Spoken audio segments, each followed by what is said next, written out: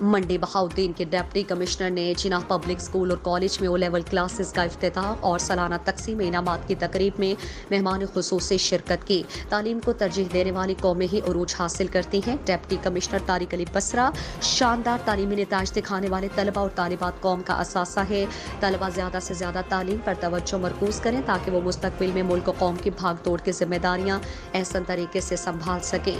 اساتذہ اپنی نوجوان نسل کی تعلیم کے ساتھ اچھی تربیت پر بھی توجہ دیں تاکہ وہ آگے چل کر ملک کی ترقی اور استحکام میں اپنا کردار ادا کر سکیں۔ ڈپٹی کمشنر نے مختلف تعلیمی مدارس میں بہترین کارکردگی کا مظاہرہ کرنے پر طلبہ اور طالبات میں شیلڈز اور تعریفی سرٹیفکیٹس تقسیم کیے۔ ڈپٹی کمشنر نے جناح پبلک سکول کالج میں لیول کلاسز کا افتتاح اور سالانہ تقسیم انعامات کی تقریب سے خطاب کیا۔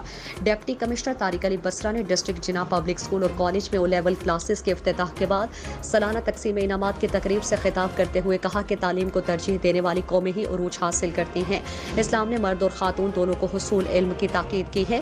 شاندار تعلیمی نتائج دکھانے والے طلبہ اور طالبات قوم کا اثاثہ ہے۔ انہوں نے طلبہ پر زور دیتے ہوئے کہا کہ نوجوان نسل قوم کا مستقبل اور پاکستان کی امید ہے۔ وہ زیادہ سے زیادہ تعلیم پر توجہ مرکوز کریں تاکہ وہ مستقبل میں ملک و قوم کی بھاگ دوڑ کے علاوہ قومی، سماجی اور معاشی ذمہ داریاں احسن طریقے سے سر انجام دے سکیں۔ انہوں نے اساتذہ پر واضح کیا کہ پاکستان کو اس وقت جن چیلنجز کا سامنا ہے ان سے نمٹنے کے لیے ضروری ہے کہ ہم اپنی نوجوان نسل کی معیاری تعلیم کے ساتھ اچھی تربیت پر توجہ دیں تاکہ وہ آگے چل کر ملک کی ترقی اور استحکام میں اپنا کردار ادا کر سکیں۔